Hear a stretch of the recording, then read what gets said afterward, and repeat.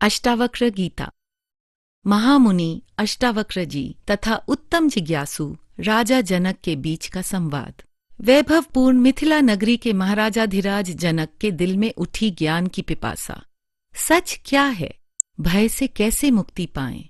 ज्ञान क्या है? अष्टावक्र गीता, अद्वैत का वह चरम शास्त्र। परम पूज्य गुरुदेव श्री श्री रविशंकर जी के मुखारविंद से प्रवचन।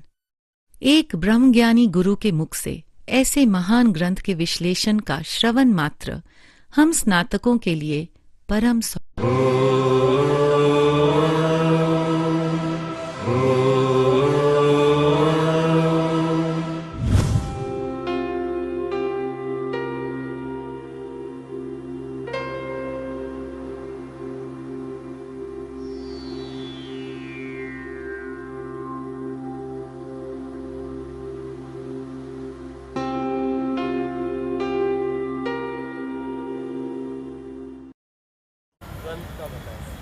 Very good. ये बहुत बढ़िया पॉइंट था। पूरे दिन इसको जिया कि नहीं जिया? क्या बताया? चलो बताओ इसमें। जब हम आनंद को महसूस नहीं कर सकते या आनंद में नहीं होते तभी आनंद हमें द्वंद देता है। और सत्य तो ये है कि द्वंद और द्वैत के कारण हम आनंद से कोसों दूरी रहते हैं। जब तक हमारे अंदर से ये द्वैत न मिटेगा, ये द्वंद न मिटेंगे, तब तक स्व की अनुभूति और आनंद की अनुभूति हो ही नहीं सकती। इस जगत के जितने भी दुख हैं, उन सब दुखों की जड़ क्या है? चलो बताओ। शरीर का बोध, शरीर के प्रति का लगाव। सब दुखों की जड़ वैसे तो द्वंद है, लेकिन ये द्वंद और द्वैत की जड़ क्या है? शरीर के प्रति का बोध।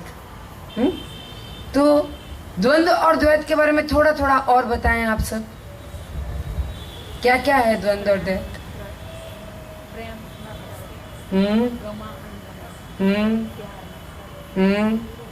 और आप लोग भी यहीं थे, बता सकते हो? स्वरूप के सिवा कुछ भी है, सब द्वंद है, लेकिन एक स्वरूप निर्द्वंद है। द्वंद क्या है? अभी मैं वो करूं कि नहीं करूं, सही गलत, अच्छा बुरा, पाप पुण्य, ये जितने भी विलोम उल्टे सीधे शब्द जो जोड़े वाले शब्द एक साथ है, वो सब द्वंद है, द्वैत है। यस। और क्या है द्वैत? तुम अलग, वो अलग, ये अलग, मैं अलग। ये भिन्नता का भाव, ये भेद, ये द्वैत है। और जब तक हमारे अंदर ये द्वैत और द्वंद है, तब तक जीवन में दुख है। और द्वैत और द्वंद क्यों है? क्योंकि शरीर और संसार के प्रति का राग होने के कारण हम द्वैत और द्वंद से बाहर आ सकते नहीं। Is it clear? और आपको प्रेम नहीं करते हैं तो आध्यात्म मार्ग पे भी हमेशा लड़खड़ाते रहेंगे। और इस स्व का अनुभव करने के लिए कुछ तो कुशलता चाहिए। क्या है वो कुशलता? भोलापन, समर्पण। वो जो घड़े का नदी में जो घड़ा है तो वो उसके अंदर बाहर और कण कण में जल है, वैसे ही सब में एक ही है। सब में वो एक ही तत्व है, वो एक ही ऊर्जा, द सेम एनर्जी। एक तत्व अभ्यास कहते हैं इसे। पतंजलि महर्षि ने भी कहा, एक तत्व अभ्यास करने से योग के मार्ग की बाधाएं दूर हो जाती हैं। और ये एक तत्व अभ्यास करने के लिए कुशलता चाहिए। और कुछ कल का शेयर करना है किसी को? स्वयं को देखने लगे और स्वयं में सबको देखने लगे, मतलब तब वो ईश्वर शरण में झुक जाता। बहुत सुंदर, बहुत ही बढ़िया, इसके लिए ताली। Really really the sincere ladies are here, I can say. परसों जनक जी ने कहा था कि मुझे क्या कुशलता है मैं नहीं जानता, लेकिन कल उसने कहा कि मैं मेरे से ज्यादा कोई कुशल नहीं। वेरी गुड, इसके लिए भी जोरदार था। जनक के लिए बहुत चैलेंजिंग बात थी, जो इतना विनम्र, वो कैसे कह सकता है कि मुझसे चतुर कोई नहीं। पहले वो अपने गुरु के शरण में झुके थे तो उससे लगा कि मुझे नहीं पता है। जब खुद के शरण में झुका तब उसे पता चला कि मैं भी, क्योंकि वो खुद विराट अनुभव उसने विराट को बोध करके कहा कि मुझसे कुशल तो कोई है ही नहीं।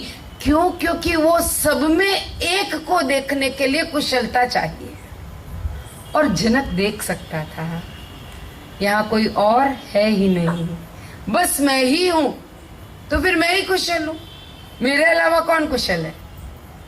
क्योंकि मेरे अलावा तो यहाँ कोई दूसरा है ही नहीं। समझ रहे हैं?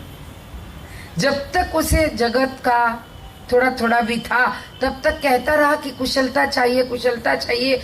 जैसे ही वो एक हो गया, गुरु ईश्वर स्व एक को अनुभव कर लिया, अपने विराट का बोध कर लिया, तब कहने लगा मुझसे कुशल तो कोई है ही नहीं। और इस बोध को प्राप्त करने के लिए सिर्फ शब्दों से नहीं, गुरु के सानिध्य की भी जरूरत है। यस, सानिध्य, सानुज्य, सामीप्य, उपस्थिति, प्रेजेंस से जो होता है वो शब्दों से नहीं हो सकता। इसलिए ये जो इतना सा हम थोड़ा 15 मिनट भी सीडी देखते हैं ना, हमारे लिए ये हमारे गुरु का सानिध्य। मानो तो बहुत कुछ है, न मानो तो फिर कुछ नहीं है। और इसी बोध में वो फिर अपने आप को प्रणाम करता है। इसी बोध को अनुभव करते करते जब उसने ईश्वर को खुद में ही देख लिया और चारों ओर देख लिया, तब वो अपने चरणों में झुकता चला गया। कल का चैप्टर बहुत अच्छे से गए। और कुछ? हाँ, जब साधना करते हैं, ध्यान करते हैं, बाद में पहले जो समर्पण करते हैं तो ईश्वर और गुरु दोनों आते हैं, तो दोनों को समर्पण करना। जब तक हमारे मन में द्वंद्व है, द्वैत है, हम दिव्यता में भी द्वैत और भेद रखेंगे। सुन रही हो?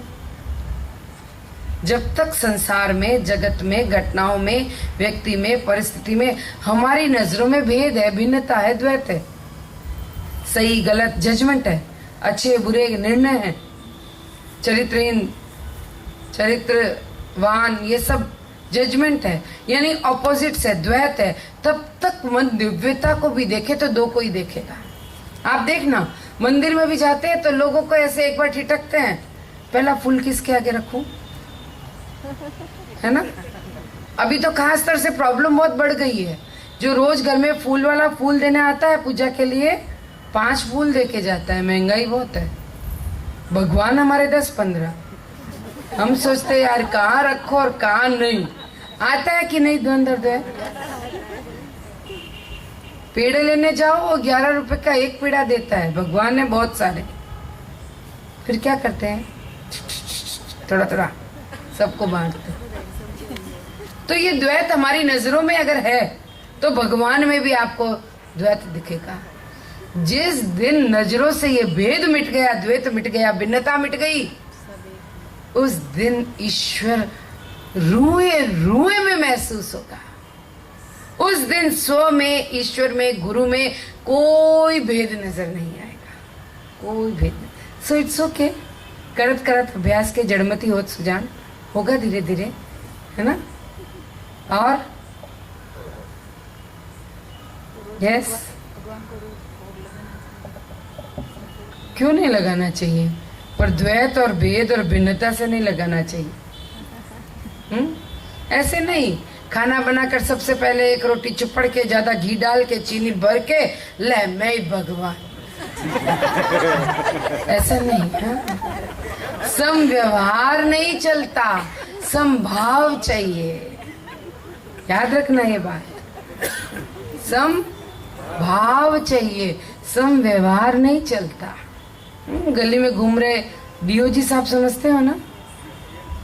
डीओजी साहब नहीं जानते? डॉग महाराज,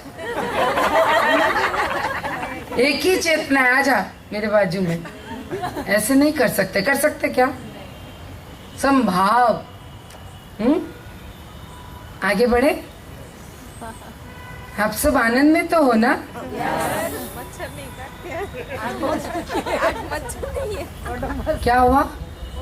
वो आज ओडोमस लगा के आए और मच्छर नहीं। इसलिए बहुत आनंद में हो। ओ, ये खुशी का सीक्रेट है आपके। वाह, चलो कैसे भी खुश हो ना, वो इम्पोर्टेंट है। That's it.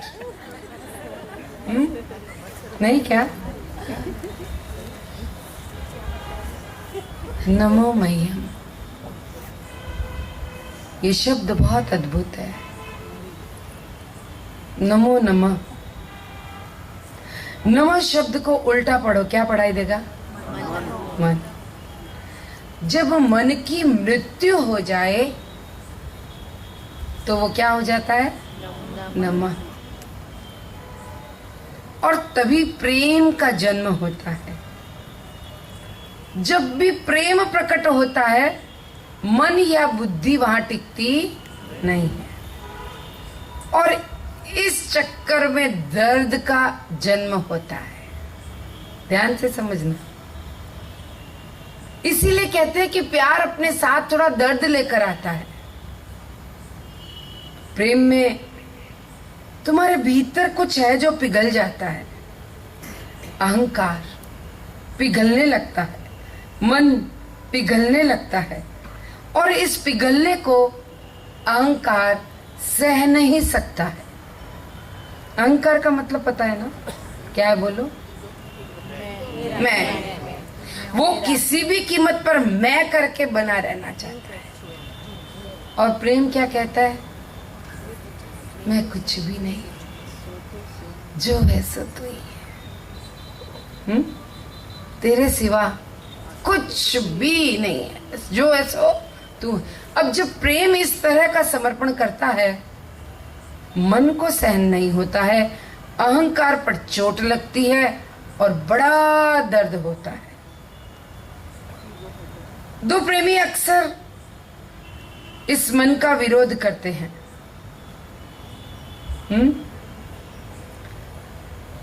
अहंकार अपने अस्तित्व को बनाकर रखना चाहता है और दिखाना चाहता है कि मैं भी कुछ हूं। वो ये दर्द पिघलने का सहन नहीं करना चाहता, क्योंकि दर्द तो सबके लिए असहनीय है। समर्पण में नमः यानी कि पूरी तरह समर्पण कर देना।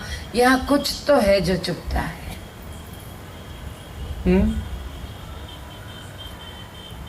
दो प्रेमियों को देखना, अक्सर लड़ते फिरते हैं, समझ में ही नहीं आता। एक दूसरे से इतना प्यार करते हैं, भला क्यों लड़ रहे हैं इतना एक दूसरे से? इतना ज्यादा प्यार, वहां लड़ाई के लिए जगह कहां बचती है? प्रेम इतना मजबूत, इतना शक्तिशाली होता है कि मन उस प्रेम को झेल नहीं पाता। वो अपना अस्तित्व किसी भी कीमत पर बनाए रखना चाहता है, लेकिन वो रुक ही नहीं पाता, वो रह ही नहीं पाता। इससे बहुत दुख होता है, बहुत दर्द होता है। समझ में आया कि नहीं आया? नहीं आया तो एक उदाहरण देना पड़ेगा।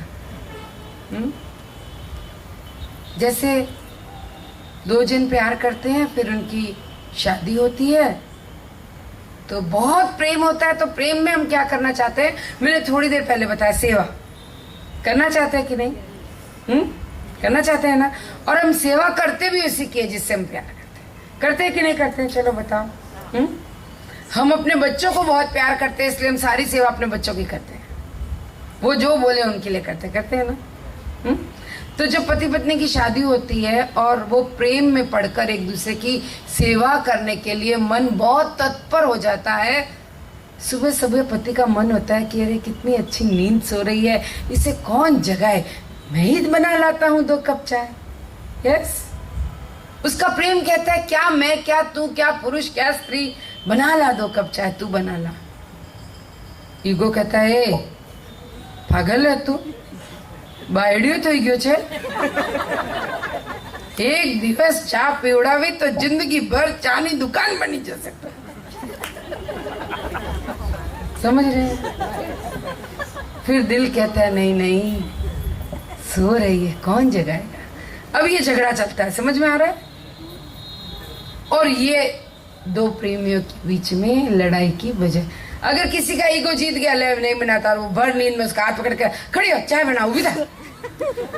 वो कहते ले पहले ही दिन दादागिरी, मैं चली मैके. अब समझ में, बुद्धि में घुसा थोड़ा या नहीं घुसा? माय गॉड, ऐसे ही घुसता है.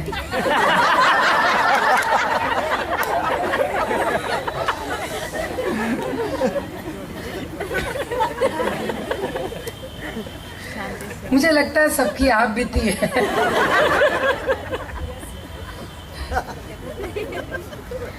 मन के लुप्त होने पर जो दर्द होता है ना, वो बड़ा असहनीय होता है.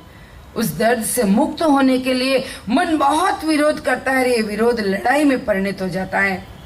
अगर आप किसी को समर्पित कर देते हैं तो फिर सब कुछ स्पष्ट और शांत हो जाता है. समर्पण यानी मैं को गला देना. समर्पण में मैं नहीं बचता. मैंने पहले भी बताया था, मैं से तू हो गई. ध्यान में है ना? जैसे हम किसी को समर्पित करते हैं, मैं तो बचा ही नहीं, तू ही तू, तू ही तू ही, तू ही तू ही. यस, ये समर्पण में होता है. मैं वहां पर खत्म. और जैसे ही समर्पण होता है, मैं खत्म हो जाता है, फिर शांति हो जाती है, फिर बिल्कुल स्पष्ट. एक बार अगर पति ने सोच लिया 24 घंटे घर में इतनी मेहनत करती है, कोई बात नहीं, इसको एक सुबह की चाय तो मैं मेरे हाथ से दिया करूंगा, वो अपने ईगो को साइड करके इतना समर्पण कर लेता है, तो फिर जिंदगी भर तोता मैना की तरह रहते कि नहीं? लेकिन ये जो झगड़ा चलता है अहंकार का और प्रेम का, इस झगड़े में अहंकार लोगों का इतना मजबूत होता है कि लोगों ने अब अपने प्रेम को कन्वर्ट कर दिया. कहाँ?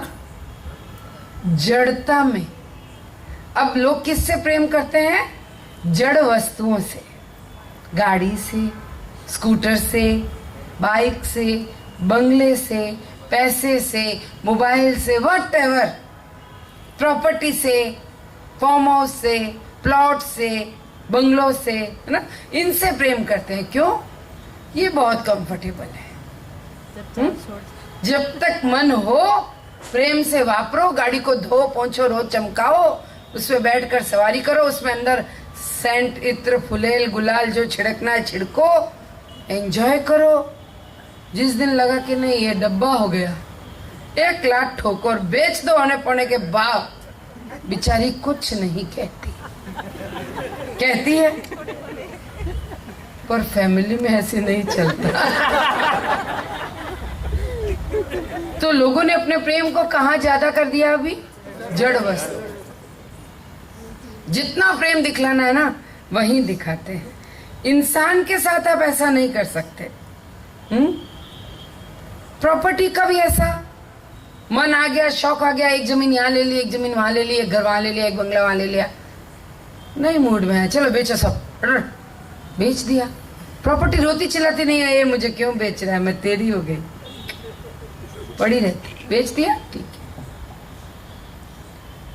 लोग वस्तुएं खरीदने में अब अपने आप को सुरक्षित फील करते हैं. ये ठीक है, कोई झगड़ा नहीं, कोई टंटा नहीं, यूज करो और थ्रो करो. और इंसान के साथ आप ऐसा हरगिज नहीं कर सकते. और दिव्यता को, दिव्यता से प्रेम करना हो तो आप ऐसा हरगिज नहीं कर सकते.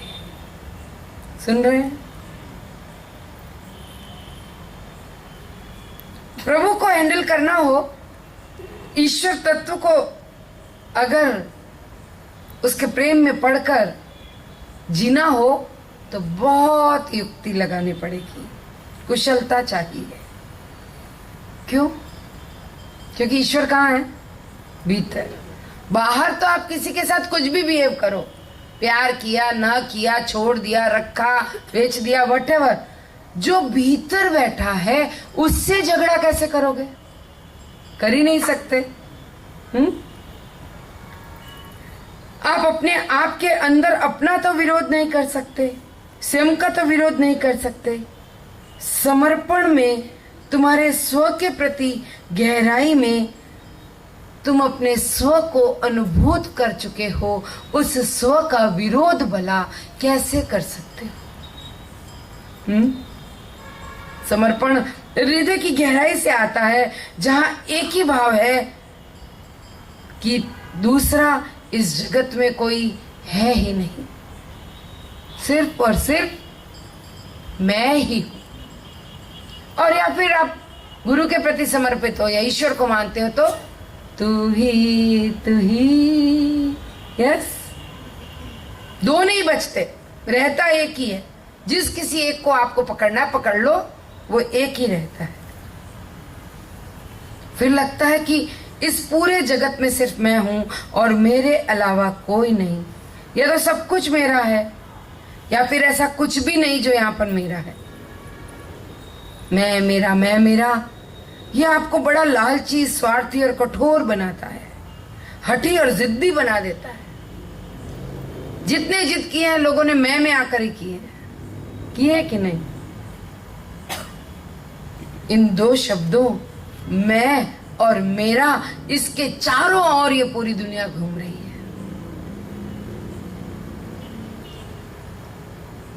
एक ही चिंता है सबको, मेरा क्या होगा, मेरा क्या होगा। अहंकार मैं और मेरे की ही बात करता है।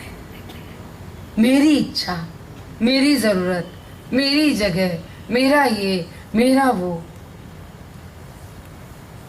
लेकिन समर्पण में मैं नहीं रहता,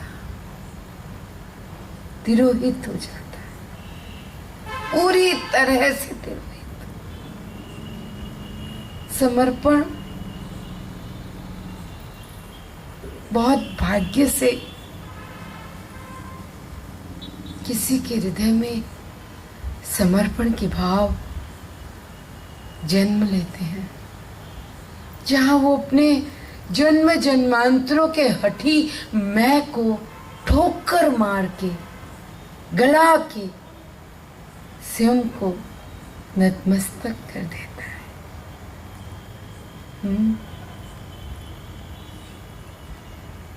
फिर न मैं रहता है न मेरा रहता है, खुद को खाली और पोल महसूस करते हैं। और जो कुछ भी मैं देख सकता हूँ, महसूस कर सकता हूँ, मेरे मन के माध्यम से या शब्दों से मैं जिनका वर्णन कर सकता हूँ, वो सब कुछ मेरा है। मुझसे जुदा, मुझसे भिन्न कोई नहीं। और अगर ऐसा प्रेम, ऐसा समर्पण किसी के जीवन में उतर जाए, पूरी समष्टि का प्रेम उसकी झोली में समा जाता है, बिना मांगे, बिना चाहे। वो स्वयं प्रेम बन जाता है।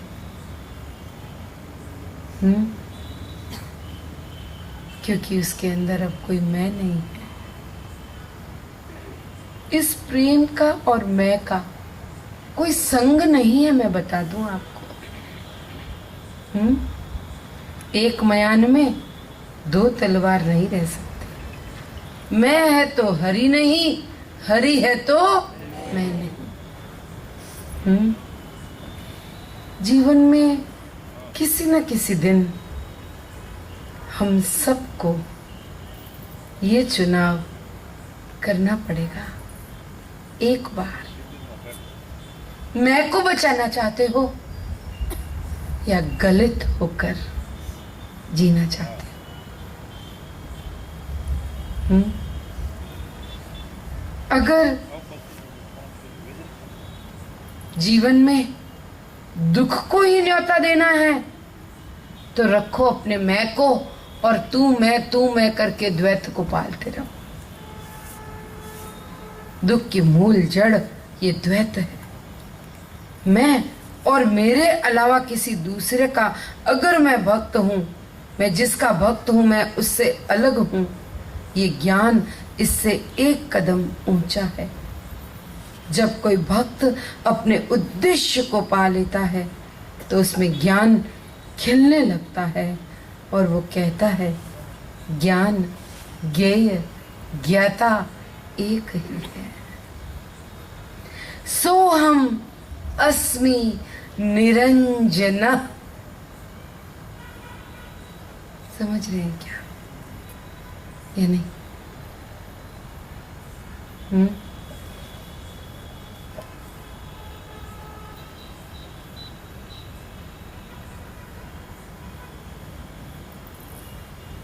भक्ति से भी एक कदम ऊंचा ज्ञानी का है।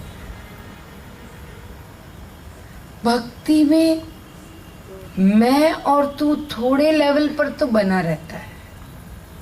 यस, मैं तेरे चरणों में समर्पित हूं। यस, ज्ञान में अब कोई भेद ही नहीं रहा। उसकी अनुभूति अपने अंदर बाहर चारों ओर होती है। ज्ञान ज्ञेय ज्ञाता सब एक ही है, ऐसा अनुभूत होने पर सोहम अस्मि निरंजना का बोध होता है।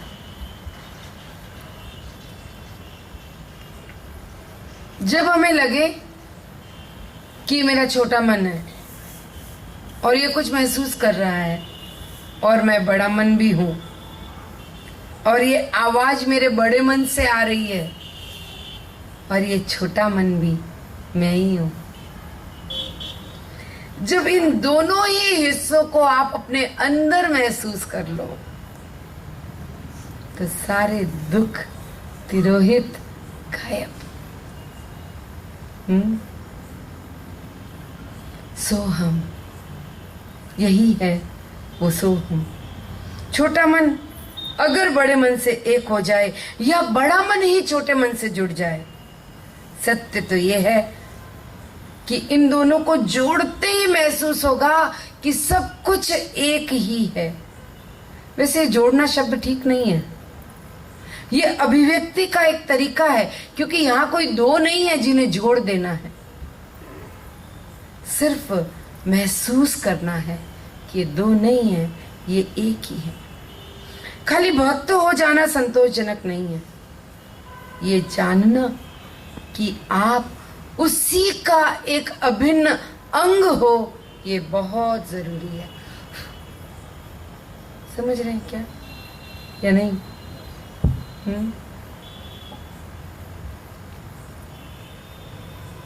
आप उसी का अभिन्न अभेद्य अंग हो, यही ज्ञान है।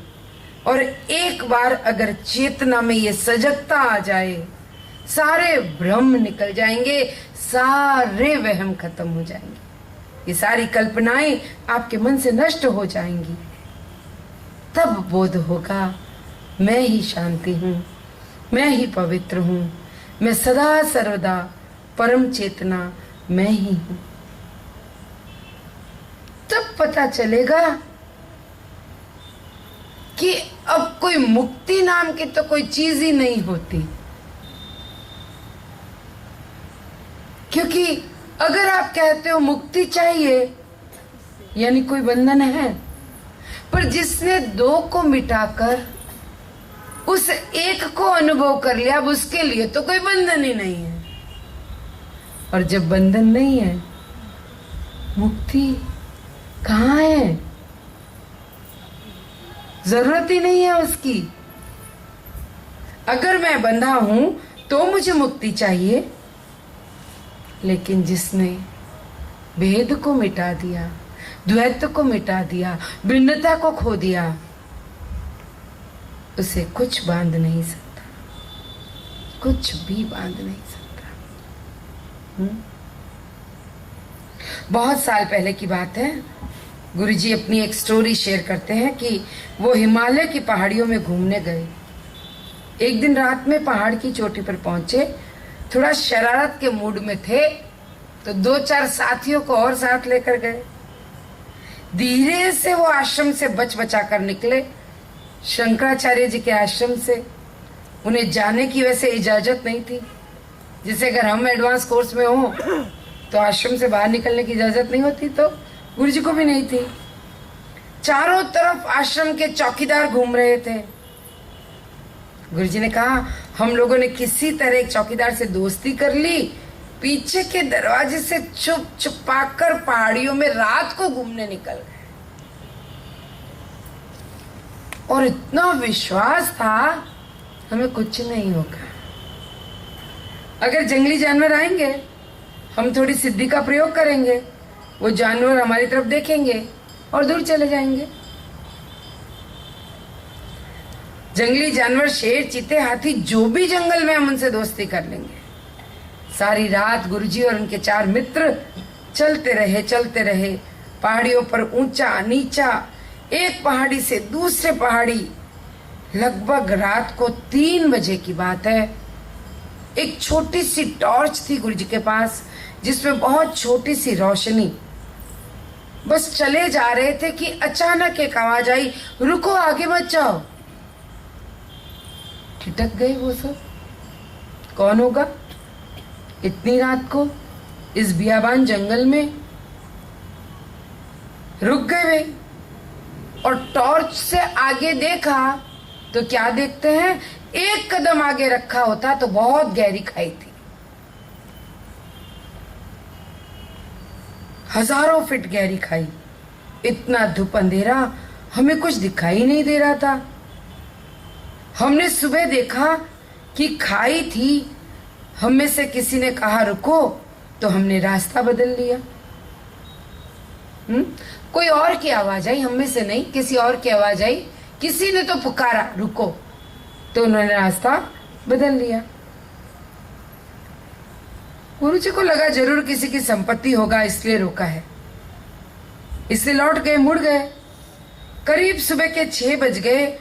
आगे जाकर उन्होंने देखा जिस राह से वो आए थे और अब जिससे वापस वो लौट रहे हैं, ये वही मार्ग है, लेकिन बहुत पतली सी एक पगडंडी है। पगडंडी जानते हैं ना, नैरो पाथ। कैरी या खेड़ी? तो उनके साथ 2 लोग और थे, उनके 2 मित्र और। इतनी पतली पगडंडी देखकर खड़े हो गए, कहते हम नहीं जाते यहाँ।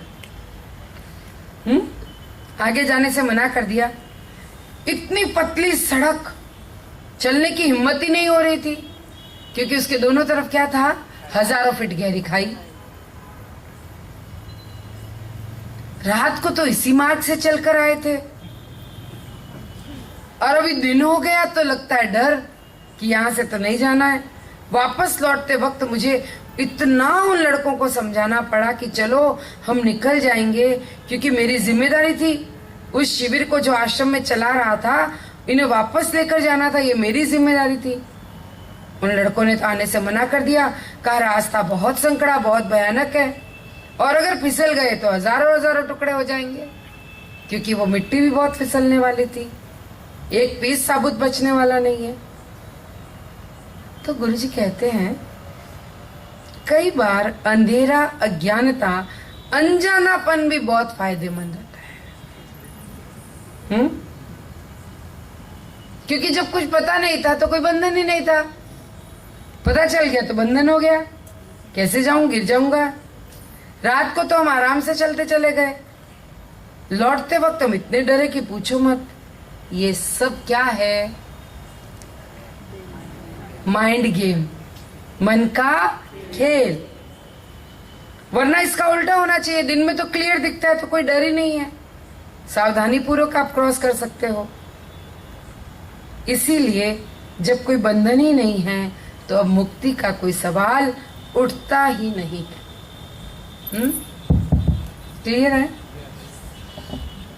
वैसे तो एक भक्त बहुत प्रिय होता है भगवान को, पर ज्ञानी उससे भी ज्यादा, क्योंकि भक्त थोड़ा सा फर्क रखता है, खुद को और भगवान को अलग मानता है, लेकिन ज्ञानी ऐसा नहीं देखता।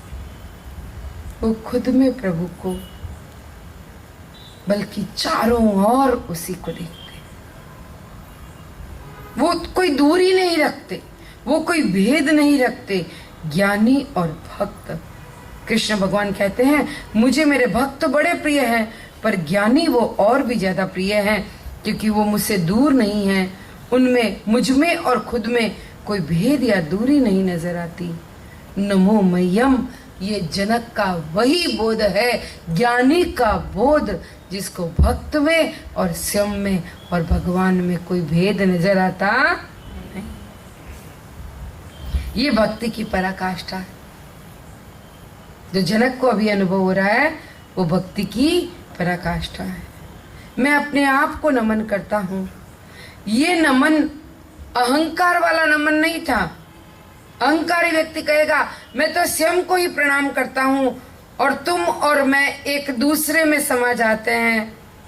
वो कभी भी एक दूसरे में एक और दूसरा बनकर नहीं समा सकते। अहंकारी कहेगा चलो एक दूसरे में बारी बारी से हम पिघल जाते हैं, मुझे भी वहां रहना है, तुम्हें भी वहां रहना है, तुम भी रहो और मैं भी रहूं। वो अंत तक तू और मैं को बना के रखता है, बना के रखता है। जब ये तू और मैं विरोहित होगा तो सब आसान हो जाएगा। ये सब कुछ मुझ में होता ही है, मुझ में ही विद्यमान है।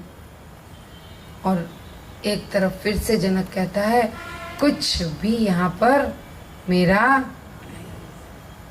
गुरुजी कहते हैं कोई पढ़ा लिखा आदमी होना, वो इस किताब पर हाथ नहीं लगाएगा, फेंक देगा उठाकर। क्यों? दोनों अपोजिट बातें एक साथ करते हैं अष्टावक्र। पढ़ा लिखा आदमी बौखला जाएगा इस किताब से, पूरी तरह से विरोधाभासी बातें। ये किताब बहुत विरोधाभासी है। आप इसमें से कोई अर्थ निकालना चाहो तो नहीं निकाल सकोगे। ये निरर्थक है, इसीलिए सत्य है। मन का बहुत अजीब स्वभाव है। ये मन कभी किसी चीज की इच्छा करता है और जब उसे प्राप्त कर लेता है अब उसे उसमें कोई रस नहीं, कोई रुचि नहीं, आसानी से छोड़कर दूर हो जाता है। अब तो उसको वो बिल्कुल नहीं जचती, और अगर वो चीज उसे नहीं मिलती जो चाहिए, वो न मिले तो चिड़चिड़ापन और गुस्सा आता है। तब भी मन अस्वीकार की भावना से ग्रस्त हो जाता है। क्या आपने कभी ये नोटिस किया?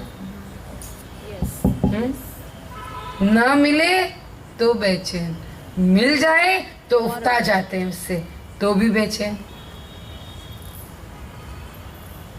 आपको चाहते हो, उसके लिए बहुत तड़पते हो, अगर मिल जाए प्राप्त कर लो, इजीली अस्वीकार कर देते। मन बड़े आराम से उसे छोड़ देता है, बहुत शांति से। अब उसे उसमें कोई आनंद नहीं है। दो बच्चे खेल रहे हो, एक खिलौने के लिए लड़ेंगे, पहले को भी चाहिए और दूसरे को भी चाहिए, और अगर किसी एक के हाथ में थमा दिया, वो 2-5 मिनट में उसको फेंक देगा। अब मजा नहीं है। मुल्ला नसरुद्दीन की कहानी। मुल्ला एक लड़की से बड़ा प्रेम करता था, सुंदर लड़की से। थोड़े दिन बाद पता चला उसने किसी अन्य लड़की से शादी कर ली। उससे किसी मित्र ने पूछा, मुल्ला तुम उस लड़की से प्रेम नहीं करते थे क्या? अरे किसने कहा, मैं तो उसी से प्रेम करता हूं। था क्या, आज भी उसी से प्रेम करता हूं। तो फिर शादी क्यों नहीं की उससे? फिर बोले मैं अपनी शाम कहां गुजारूंगा। मन ऐसा ही है, जो मिल जाए उसकी कोई वैल्यू नहीं, और नहीं मिले तब तक उसकी बहुत कदर। पति पत्नी अक्सर आपस में झगड़ते हैं, इसके पीछे एक ही कारण है। मन कहता है अब तो इसको पा लिया, अब क्या है, अब वहां कोई ईगो नहीं रहती, कोई इंटरेस्ट नहीं रहता, इसे तो पा लिया। पत्नी बहुत खूबसूरत है, वहां नजर नहीं पड़ती, पति बहुत अच्छा है, वहां नजर नहीं पड़ती, नजरें कहीं और घूमती है। मन देखता है और मन छोड़ देता है, वो भ्रमित रहता है। मन हमेशा वो चाहेगा जो उसके आसपास नहीं है, ये मन वही मांगेगा जो संभव नहीं है, और जिस क्षण वो संभव हो जाए मन उसे छोड़ देता है, अब नहीं चाहिए जा।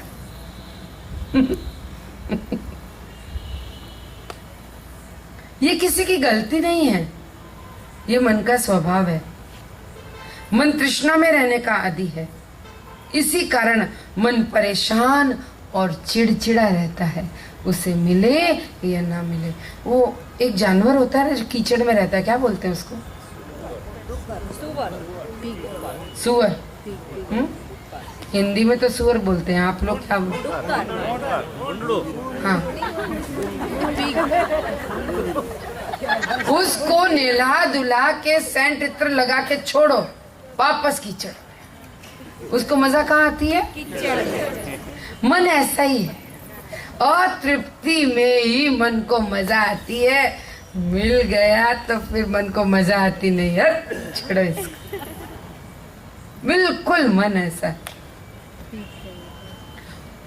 कोई इच्छा पूरी हो जाए तो परेशान, अधूरी रह जाए तो परेशान। इस संसार में कुछ भी नहीं है, ये शरीर भी नहीं है, और व्यक्ति परेशान होता है तब भी वो यही कहता है कि संसार में कहीं पड़्યું નથી, कहता है कि नहीं? एक ही सेंटेंस है। जो व्यक्ति मन के हाथों पिटा हुआ है वो भी ये कहता है, और जो मन से ऊपर उठ गया वो भी ये कहता है, पर कहने में फर्क कितना है? एक के मन में अस्वीकार भाव है, कहता कहाँ जाएं, दुनिया में कुछ रखा नहीं है, सब झूठ है, माया है, मिथ्या है, बेकार है, खोखला है, पूरा जगत खोखला है। और जो ज्ञान में है, प्रेम में है, वो भी यही कहता है। निराशाजनक स्थिति से कहते हैं कहाँ जाऊं, यहाँ कुछ भी नहीं है, मन थक जाता है। जनक भी ये कहते हैं, पर दोनों के कहने में बहुत फर्क है। ये खालीपन अस्वीकारता का नहीं था, ये पूर्णता का, ये तृप्ति का, चिन्ह मात्र शुद्ध चेतना का खालीपन था। ये खालीपन प्रेम का एहसास, होश और चेतना का एहसास। और दूसरी तरफ के खालीपन में कोई जीवन ही नहीं है, निराशा, नापसंदगी, अस्वीकार। पर जनक का ऐसा नहीं था, सजीव खालीपन था। ऐसा खालीपन जिस नशे में व्यक्ति अपने आप को खो देता है। कई बार लोग गुरुजी से कहते हैं आश्रम में आकर, गुरुजी यहाँ आकर मुझे बहुत खाली खाली लग रहा है।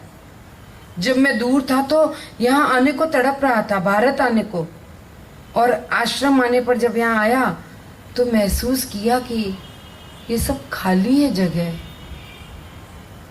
यहाँ तो गुरुजी भी बहुत आसानी से मिल जाते हैं, कभी भी किसी समय जाओ, बटन दबाओ और गुरुजी की कुटिया में जाकर मिल लो। कोई खास कोशिश करने की भी जरूरत नहीं, कभी भी मिल लो।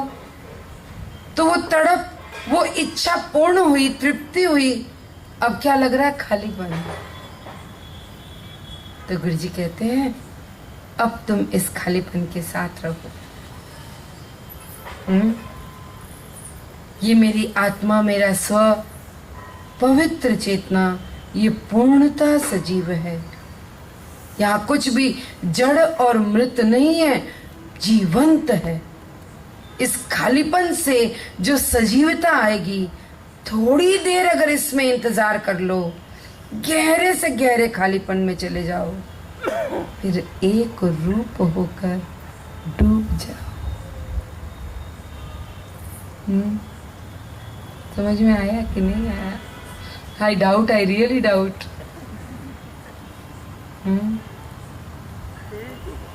क्या कहा कि लोग आश्रम आते हैं बहुत दूर दूर से, विदेशों से, देश से, है ना, बहुत तड़प लेकर, बहुत मिलने की लॉन्गिंग लेकर। वहां आकर देखते बहुत इजी है, जाओ, नाम लिखाओ, कुटिया में गुरुजी के दर्शन कर लो, मिल लो, तो तृप्त हो जाते हैं ना। तो एकदम खाली खाली लगने लगता है। अब क्या करें, गुरुजी से तो मिल लिए। तो गुरुजी कहते हैं इस खालीपन में टिके रहो थोड़ी देर। मन का क्या स्वभाव है, जैसे ही खालीपन लगे वो किसी दूसरी अतृप्ति को ढूंढने लगता है। और गुरुजी कहते हैं इस खालीपन के साथ साथ रहो, ज्यादा से ज्यादा खालीपन के भीतर डूब जाओ, थोड़ा इंतजार करके इसमें टिके रहो, एक रूप हो जाओगे। समझ में आया? एडवांस कोर्स का सीक्रेट भी यही है। 3 दिन तक hollow empty hollow empty hollow empty, इतना डूब जाते हैं उस खालीपन में, चौथे दिन तो सब गुरुमय हो जाता है। हो जाता है कि नहीं?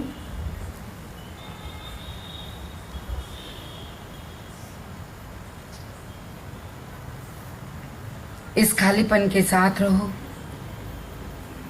इंतजार करो, गहरे खालीपन में जाओ और एक रूप हो जाओ, पिघल जाओ, डूब जाओ।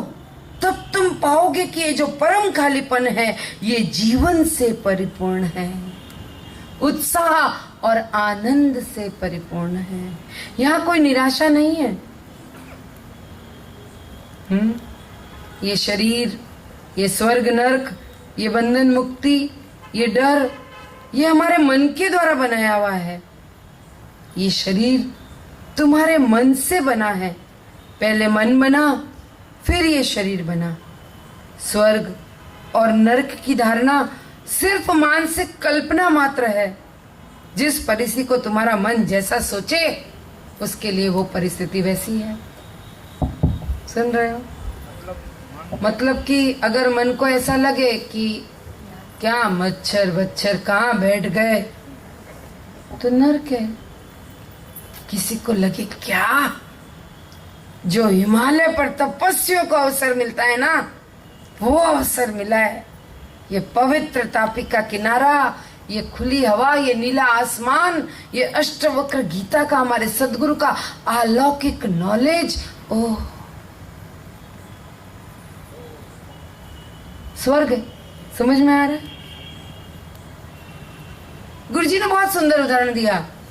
हम लोगों ने क्या सुना है नरक के बारे में? जब तुम नरक में जाओगे, तुम्हारे हाथ पांव पकड़कर मुंह में जबरदस्ती तेज मिर्च मसाले का खाना ठूस दिया जाएगा। अब जो भाई उबली हुई सब्जी, सादा भोजन पसंद करते हैं वो तो डर ही जाएगा, अरे नरक में नहीं जाना है अभी, मैं ऐसा खाना नहीं खा सकता। और जिसको स्पाइसी खाना पसंद है और ऊपर से वो थोड़ा आलसी भी है, वो कहेगा मौजा है मौजा, मेहनत भी नहीं करनी, कोई अपने को मनवार करके खिला भी देगा और स्पाइसी फूड मिलेगा, वो भी गर्मा गर्म मसालेदार। आनंद आ गया। से ये नरक, ये स्वर्ग, ये बंधन, ये मुक्ति, ये मन की बनाई हुई कहानियां हैं, बस दैट्स इट। आप जैसा मान लो बस वैसा करके देखो। कल ऐसी प्रैक्टिस करना, कुछ कुछ ऑपोजिट बनाना, जो आपको बिल्कुल पसंद नहीं हो ऐसा भोजन बनाना। अगर आपको बहुत गर्मी लगती हो तो बिना एसी के रहना और फिर महसूस करना कि हिमालय की चोटियों पर बैठे हो। महसूस करना ये स्वर्ग नरक बंधन मुक्ति सब कुछ हमारे मन में है।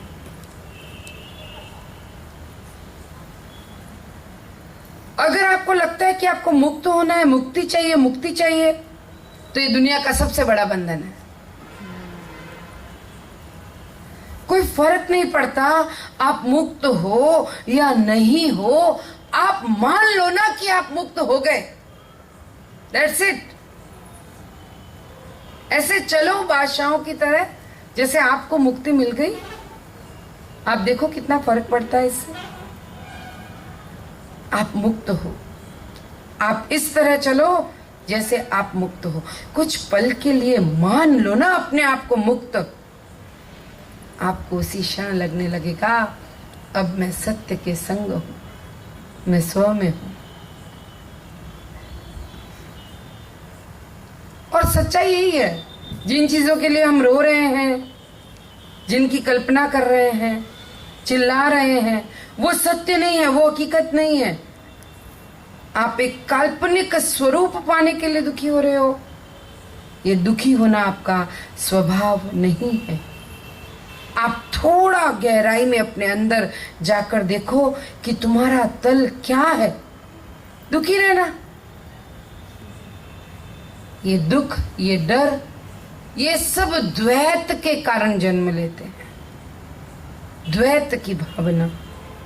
अगर आप अपनी पूर्णता और एक रूपता से अनभिज्ञ हो, प्रकृति के साथ अपने एक होने से अनजान हो, तो ही आपको डर लगता है। ये सारी कल्पनाएं, ये मन की उड़ान, यहाँ कुछ भी सच्चाई नहीं। जनक मुक्ति को अनुभव करते हुए कहते हैं, अब मुझे क्या करना है? मैं तो बंधा ही नहीं हूं, तो फिर मुझे तो मुक्ति के लिए भी कोई संघर्ष ही नहीं करना है। और यहाँ कोई स्वर्ग नरक भी नहीं है, तो मुझे तो कोई अच्छा और खराब काम भी नहीं करना है। न बंधन, न मुक्ति, न पाप, न पुण्य, कुछ भी नहीं करना। अहो, अचानक को लगता है आई एम द किंग, मैं तो राजा हो गया। ऐसा नहीं, वो राजा पहले से था, पर अभी वो अलग तरह से राजा कहता है अपने तो मुक्त है, अपने को अब कोई मेहनत करने की जरूरत नहीं है, कोई स्वर्ग नरक ही नहीं है, तो फिर पाप पुण्य का भी कोई भय नहीं है। ये भय भी मन के बनाए हुए हैं। अचानक उसको लगता है मैं तो राजा हूं, मैं क्यों इतनी मेहनत कर रहा हूं, मुझे कुछ करने की जरूरत नहीं है। लोग इस मुक्ति को पाने के लिए जंगलों में भाग जाते हैं, मुक्ति के लिए, या लोगों से भागकर। डरपोक लोग हमेशा समूह में, भीड़ में रहना पसंद करते हैं, लोगों के बीच में रहना पसंद करते हैं। कुछ लोग दूसरे लोगों को बर्दाश्त नहीं कर सकते तो जंगल में चले जाते हैं। और इस तरह की तुम्हारे अंदर आदतें पड़ जाती है कि आप या तो लोगों के साथ रहना ही नहीं चाहते, दूसरी तरफ आप अकेले भी नहीं रह सकते। चेक करना ना खुद को। हेलो, जाग रहे हैं ना सब? एडवांस कोर्स किया है?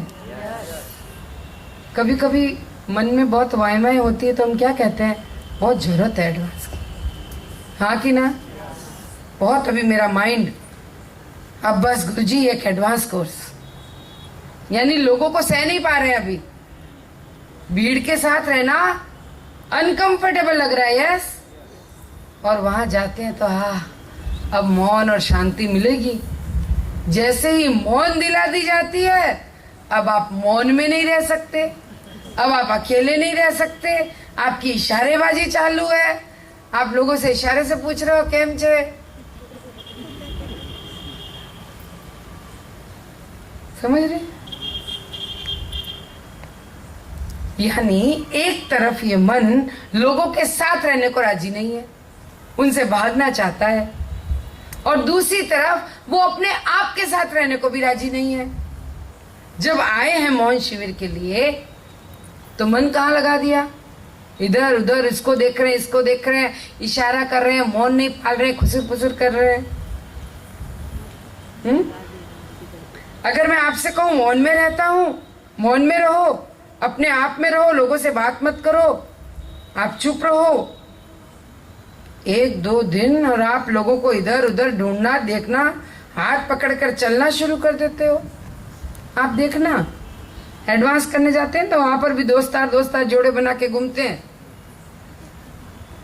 सहेलियां, ऐसा कोई न कोई बन जाती है ना? पहले दिन सब बना लेते हैं मौन होने से पहले, फिर मौन में उन्हीं के साथ में हो। आप लोगों के साथ रहना चाहते हो और अब उनसे बात भी करना चाहते हो। अच्छे भले आप वहां थे अपने अपने घरों में, जहां आप लोगों से बात कर सकते थे, मिल सकते थे, उनके साथ रह सकते थे, तब तो नहीं, उन लोगों से तंग आ चुके थे। એડવાન્સમાં જવું છે. समझ में आ रहा है?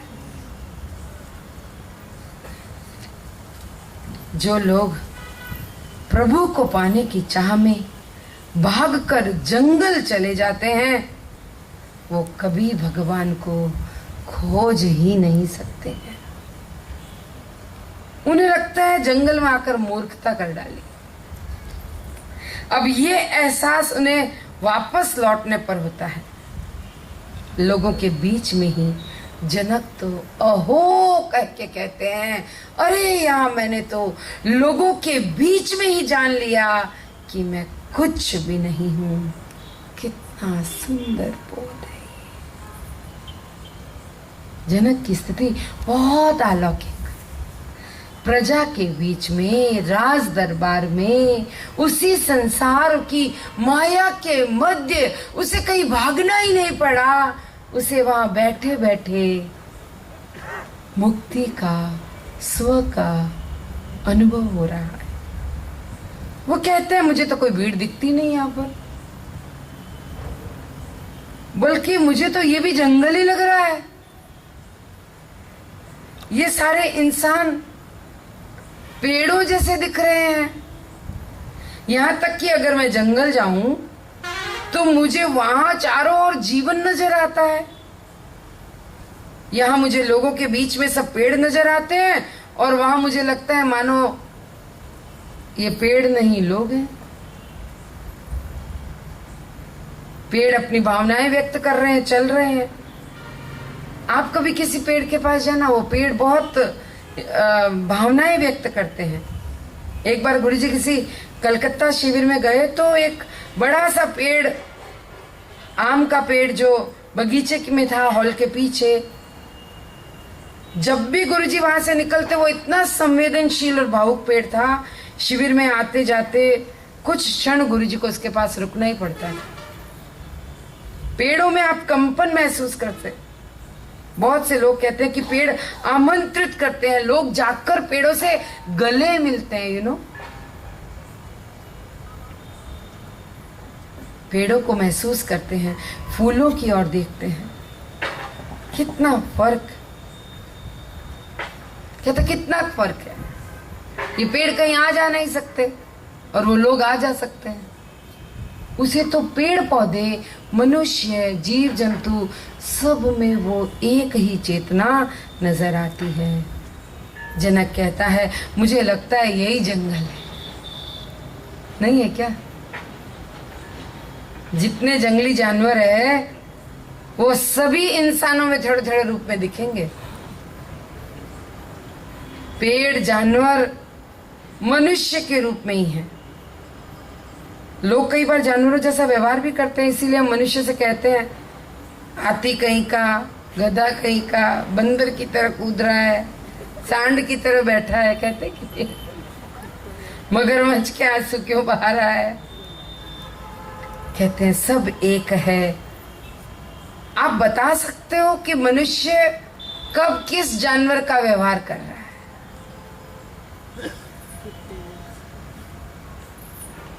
कहते हैं मुझे ये जंगल लगता ही नहीं है, मुझे कहीं जाने की भी जरूरत नहीं है. जनक ने शायद कभी सोचा होगा किसी दिन मैं राजपाट छोड़कर जंगल में जाकर मुक्ति के लिए प्रार्थना करूंगा, ध्यान करूंगा.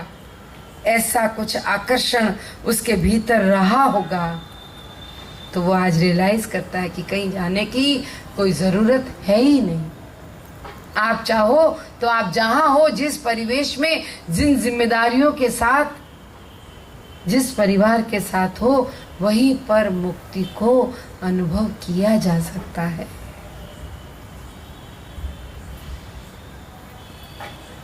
जनक बार बार कहते हैं मुझे तो जंगल में और यहाँ कोई भेद नजर ही नहीं आता.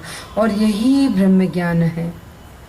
लोगों की भीड़ में रहकर भी अगर आपको भीड़ न दिखे, दो न दिखे, बस यही ब्रह्म ज्ञान है. कुछ देर के लिए आंखें बंद करते हैं. एस्ट्रोलॉजी नहीं, अष्टवक्र गीता है अभी. गुरुजी ने बताया कि 2.5 दिन एक चंद्रमा में एक राशि रहती है, तब तक ऐसा होता है। और वैसे भी हम कुछ कर ही नहीं रहे तो ये सबसे टेंशन क्या? हम वैसे भी कुछ कर ही नहीं रहे तो ये सबसे टेंशन क्या है इसको? सब प्लानिंग ही कर रहा है। तो फिर हमको टेंशन लेने का नहीं, सब कुछ प्लैनेट नहीं करता है। गुरुजी ने कहा है ना, आपकी हाइट आपके हाथ में नहीं है, आपकी हेल्थ आपके हाथ में। कुछ वो करता है, कुछ हम भी करते हैं।